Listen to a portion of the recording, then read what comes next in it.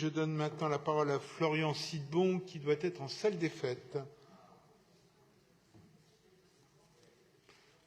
Écoutez, quelle belle victoire de cette grande idée que de voir nos débats aujourd'hui. Parce qu'en 2014, lorsque Madame la maire a proposé que 5% du budget d'investissement de la ville soit décidé par les Parisiennes et les Parisiens dans le cadre d'un budget participatif, que n'a-t-on pas entendu?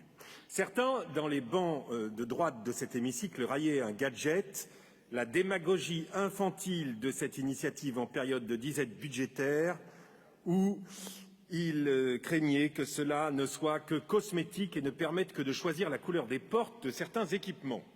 Alors l'unanimité actuelle autour de cet outil fait plaisir, c'est un acquis que personne ne remet plus en question aujourd'hui, et les nombreux amendements et vœux présentés visent tous, et c'est la richesse de notre vie démocratique, à faire un meilleur budget participatif, à y intégrer encore plus d'habitants et de quartiers. Et chacun se bat, et c'est légitime, à en profiter encore plus. Il est à peine nécessaire de montrer l'ampleur de ce qu'il a permis à Paris.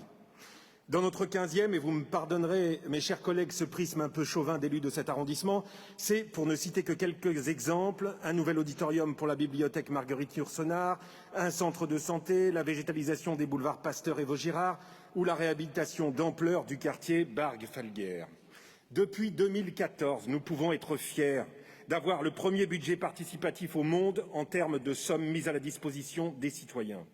Les Parisiennes et les Parisiens se sont massivement saisis au cours des dernières années de ce dispositif qui fait partie intégrante des démarches participatives ambitieuses que nous souhaitons pour intégrer au mieux les citoyennes et les citoyens à la décision publique. Faire confiance, ce n'est pas être dépossédé du pouvoir de décision que nous avons en tant qu'élus, bien au contraire. Cela permet d'enrichir les projets et d'avoir des réponses plus adaptées aux souhaits des territoires. Alors bien évidemment, comme tout dispositif, celui-ci a besoin d'ajustements en fonction des différents retours d'expérience afin de renforcer à la fois son ancrage territorial, mais aussi d'améliorer encore l'association des Parisiennes et des Parisiens à l'ensemble des étapes du budget participatif. La nouvelle charte proposée ici répond à ces impératifs pour que ce rendez-vous démocratique annuel reste incontournable. Notamment, celle-ci monte le budget d'investissement global décidé avec les Parisiens à 25%. La redéfinition du nombre de projets lauréats permettra d'améliorer significativement l'accompagnement proposé pour chaque projet. L'un des objectifs est de rendre les citoyens encore plus acteurs à toutes les étapes du BP. Elle propose des modalités de vote inspirées du jugement majoritaire. Et cette nouvelle méthode de vote, qui consistera à ce que chaque votant puisse attribuer une appréciation du type favorable, très favorable, défavorable à chaque projet, permet de traiter les projets équitablement et d'élire les projets préférés unanimement par tous les participants du BP. Ce sera un outil également important pour différencier les projets les plus appréciés ou ceux qui ont fait l'objet d'un fort rejet et pourra être un outil de mise en œuvre de projets appréciés mais non votés pour les mairies d'arrondissement notamment. Tout ceci en conservant les fondamentaux du budget participatif, à savoir associer tous les habitants à la décision budgétaire, y compris ceux éloignés des institutions ou ceux qui n'ont pas le droit de vote, et de faire émerger des projets concrets en encourageant la créativité des habitants.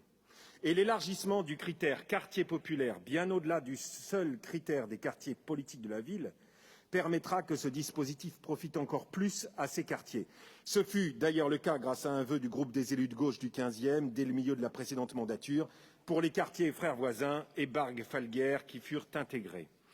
Pour toutes ces raisons, et parce que plus les élus seront en lien avec les citoyennes et les citoyens, plus la politique sera respectée et plus notre action sera féconde, nous soutenons bien sûr avec beaucoup d'enthousiasme cette délibération que porte Anouche Toragnan. Merci beaucoup, Florian Sidbon.